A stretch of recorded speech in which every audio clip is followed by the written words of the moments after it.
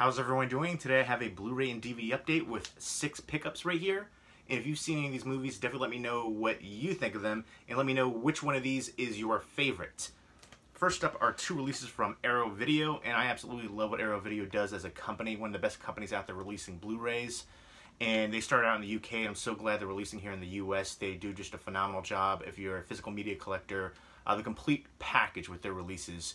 You get the transfer, the special features, newly commissioned artwork, reversible artwork, the clear case, booklet, disc artwork. You can't go wrong. The first 2 right here are from, like I said, Arrow Video, and they're both directed by Vincent Ward. And Vincent Ward actually wrote the story for Aliens 3, which was ultimately directed by David Fincher. But Vigil and Navigator, Medieval, Odyssey are both from New Zealand, and Navigator is actually a New Zealand-Australia co-production, but Vigil is set completely in New Zealand, and it's basically about this young girl, and she lives on this isolated farm in these mountains, and she goes out to help her father, and her father's going down a crevice on the side of a mountain, and there's a hunter nearby, and the hunter takes a shot, and I guess it startles the father, and the father's trying to get, like, I think, a sheep, and he falls to his death, and she is just shocked, this young girl, and kind of devastated by the loss of her father, and kind of can't believe it. And then later the hunter comes by their family home, and expresses his condolences, and saying it was an accident that he shot at that time, and the noise distracted the father and startled him, and the mother basically says, don't worry about it. And then eventually the grandfather kind of hires him on, the hunter, to kind of help there. And at first the mother's hesitant, but then she kind of accepts because she needs help, and she wants to get off the farm and sell it. And the grandfather is basically, he loves it there, and he takes right to the hunter. They become friends. And the young girl is just still in a state of shock, and she's kind of frightened by the hunter. She has these visions. And one of the things I really enjoy about this film is the cinematography. It is amazing, stunning cinematography, and the score is also really well done. It's always in the background, but it really feels like a character upon itself, as well as the setting for it too. You get the mountains, all the mud, the farm right there, all the different animals. It just looks like it's raining and just terrible conditions all the time. But one of the things that was interesting, it kind of touched upon the young character right here called Toss, the girl, and her basically going through puberty. There's kind of a weird scene with the hunter kind of like caressing her face, and then she sucks his finger, and later she gets her her period, and the finger sucking scene was really weird. And then she tells the mother like that she did that, and the mother's like completely weirded out. But then later, she tells the hunter, stay away from my kid. Then later she hooks up with the hunter. It's just like, what is going on here? So they kind of just touched upon that just briefly, but it just felt weird and out of place. I don't know, I felt like maybe they wanted to do more with it, but then they didn't. Overall, the film, direction-wise and story-wise, falls a bit flat. I think the cinematography is amazing.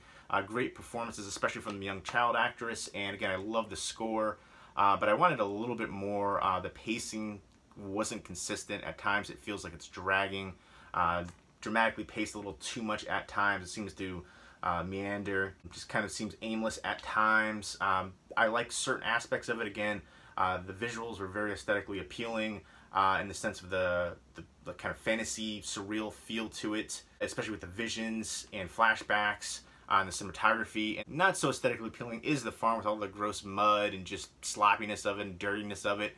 But you feel it. You just think like, I feel like I need a shower after watching that.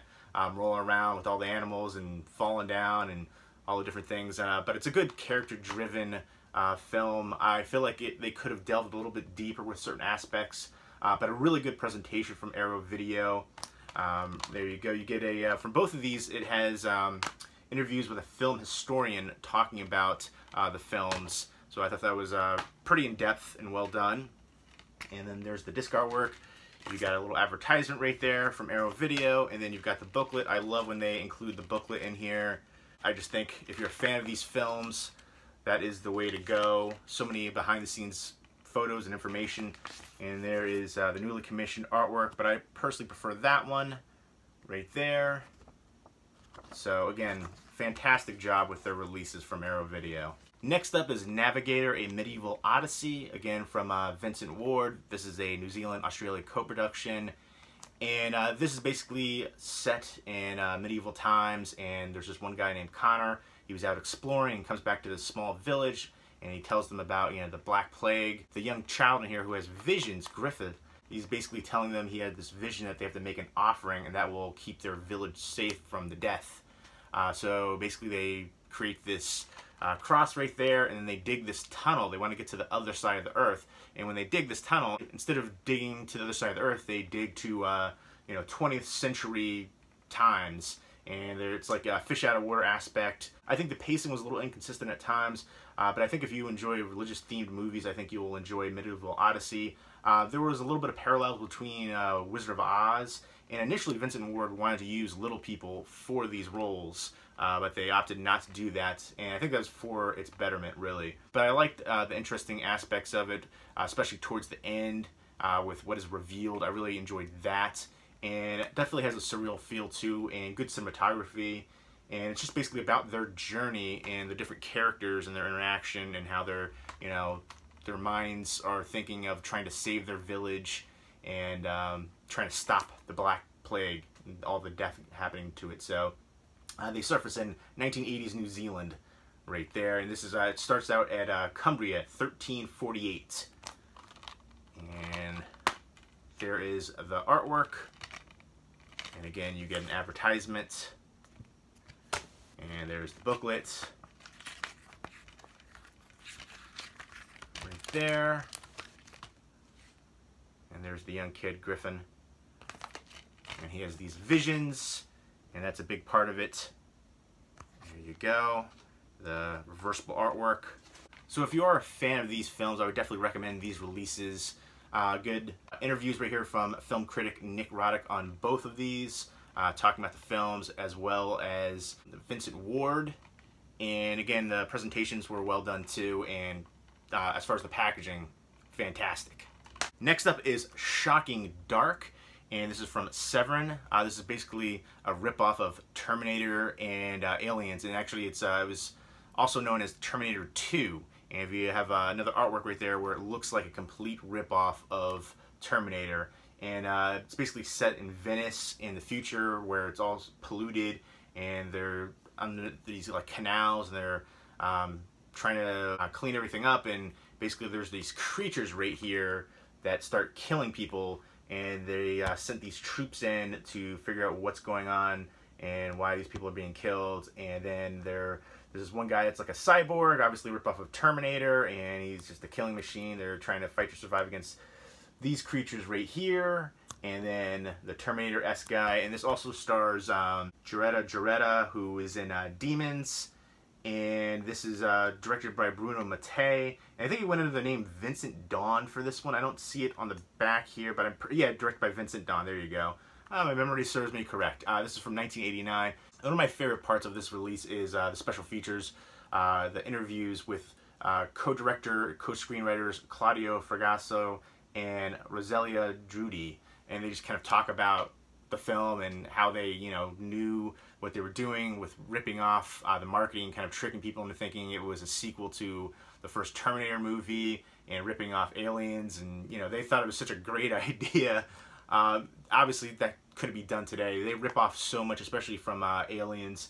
There's some dialogue that's just straight rip off from that. And Bruno Mattei, he's done a ton of crazy schlocky films, and if you like his films, you'll probably enjoy this one. It has cheesy entertainment, the dialogue, the dubbing. It's Italian. They do a lot of the Italian dubbing, and Bruno Mattei did this is right here, Violence in a Women's Prison, but I always think of him for Rat's Night of Terror, which I really enjoyed the heck out of that one, especially the ending. Again, Roselia Drudi worked on Troll 2, so you kind of get an idea for what this is about. Very schlocky, the dialogue, the acting is hammy and pretty much terrible. It's essentially unintentional comedy, horror comedy-esque, but I like the look for the creatures. It's fun, entertaining if you like super ridiculous cheese and rip-off movies. Shocking Dark, and again, if you like Bruno Mattei, I think you'll enjoy Shocking Dark, and it's a really good release from Severin. And there is the disc artwork right there, And there is a limited edition one with the slip cover too, with the Terminator front cover. So there you go. And next up is Traffic from Lionsgate. This is basically about sex trafficking. It's Paula Patton and Omar Epps. They go on a romantic getaway in the mountains, kind of a secluded area. On the way there, they run into these bikers at like a gas station. They come across one of the girls right there who is trapped by them, and she basically slips Paula Patton a cell phone and gives her a hint. And then the bikers come for them and come for the phone, which is a satellite phone, and it has all these pictures and information about different women who've been kidnapped and used in the sex trafficking ring. And it's basically a fight to survival for them to get away. And I really enjoyed it. I think Paula Patton is stunning. I think she's a good actress. I feel like she hasn't been in a ton of great movies, though. And I'm also a big fan of Omar Epps. I remember First Time Film, which I think is definitely underrated. Juice, Love and Basketball. He's been around for so long. Definitely a great actor. And I definitely think the performances here were strong across the board, supporting cast too. Again, I thought some of the twists were a little predictable, especially with the sheriff character. I saw that coming a mile away. And then one of my biggest grievances, though, about this, besides it being kind of formulaic and predictable, is the ending. I just hated how easily things kind of unfolded. It was a little too cookie cutter, and it was just kind of unbelievable. It kind of took me out of it. There's all this build up, and then something happens, and then just like that, it's just gone. I felt like they lost the momentum there, and it kind of took me out of it. And it's one of the biggest detriments for this film, but it is palpable tension. It's a good storyline, good acting, and I like the concept here, story-wise, with the sex trafficking and how it happens here. It's not just something that happens overseas. So it's definitely a darker film, and some good tension, but a little too formulaic, and the ending could have been a lot better. But a good release overall from Lionsgate, and I definitely think it's worth checking out. Next up is one I would not give a wide recommendation to unless you're a fan of the franchise and just schlocky, over-the-top action movies, because that's what this is. This is written by Luc Besson, who, you know, knowing that, I thought, okay, I'm going to give this a chance. I wasn't a big fan of the first two Transporter movies, but I was like, you know what, all right, he wrote this, all right, cool. Fifth Element, love it. Leon the Professional, I love it. He's done a lot of great things. And I like some of the other actors in here, but the lead actress was terrible, just awful. I understand that English isn't her first language, but, you know, you don't see me trying to act in, you know, Ukrainian films or something like that. And I think it's the same kind of way. And her acting is just, it's cringy. And Jason Statham, again, doing his typical action over-the-top movies. I preferred him over in the UK with, like, Lock, Stock.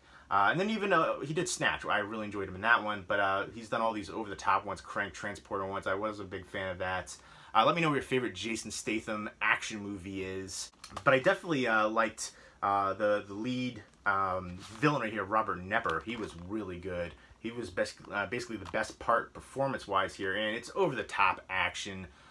He's forced into being the transporter again. There's kind of a government eco kind of thing going on here. This one government official's daughter is kidnapped, and that's the whole driving force here. And there's a lot of over-the-top action sequences here, which, again, if you're into these kind of films, I think you'll enjoy this one. But for me, it's just the same typical thing. And the stunts are just too ridiculous. You have to suspend disbelief with these kind of movies, but sometimes it's just too much. And I think that is definitely the case here with all the different things that happen. You know, you can't get too far away from the car with the bracelet, or otherwise it'll explode. And there's things with the car that happen, and just the fight sequences. It's just too much, too ridiculous, too over the top. The transfer is decent. I feel like it could have been a little bit better, but I think it does look stunning in certain scenes. Other scenes, I feel like it could have been better. But overall, a decent release 4K transfer-wise from Lionsgate. A nice slipcover right there. Again, it does have some good action sequences, and I like Robert Knepper. Those are the best things I can say about this one. If you're a fan of the franchise and these type of action movies, I think you'll enjoy this one and the release. Next up is the lone DVD from Lionsgate. Doesn't have a Blu-ray release. It's Measure of a Man. It's basically about this teenage kid right here who's bullied and picked on, and he goes away every summer on vacation with his family, and basically it's about him getting this summer job working for Donald Sutherland and kind of finding his you know, his worth, essentially, his manhood. It's a coming of age summer story. There's a romance aspect to it. And I definitely called one of the aspects of one of the characters, one of the bullies especially. I saw that coming a mile away. So I do think it's a little bit formulaic, and I think it lands a little flat, unfortunately. I wanted more from it. It needed to take more risks. We've seen too many movies like this and better. The acting performances were decent. You've got a great supporting cast: Judy Greer, Luke Wilson, Donald Sutherland, Blake Cooper, a bunch of other recognizable people in here too. And I just thought it could have been better than what it was. It played a little too safe. You know, chubby, dorky guy, you know, he's got a crush on the girl. It's very stereotypical, but it is heartfelt. I just think we've seen too many ones like this, and too many ones that were better. I think it's decent, but not great. It's worth checking out for a one-time watch, but that's really about it. I like the relationship aspect, especially with Donald Sutherland and the lead actor right there. That was one of the best parts for me, and kind of just teaches him a lot of life lessons, essentially, and I enjoy that. And I like the interaction of some of the characters, but I wanted more from it, but still decent. So there you go. There are my 6 pickups. If you've seen any of these movies, definitely let me know what you think. Then let me know which is your favorite from this lot as well, and let me know what your favorite Jason Statham action movie is. And there you go. Leave me a comment or video response down below, and hope everybody's doing well. Take care.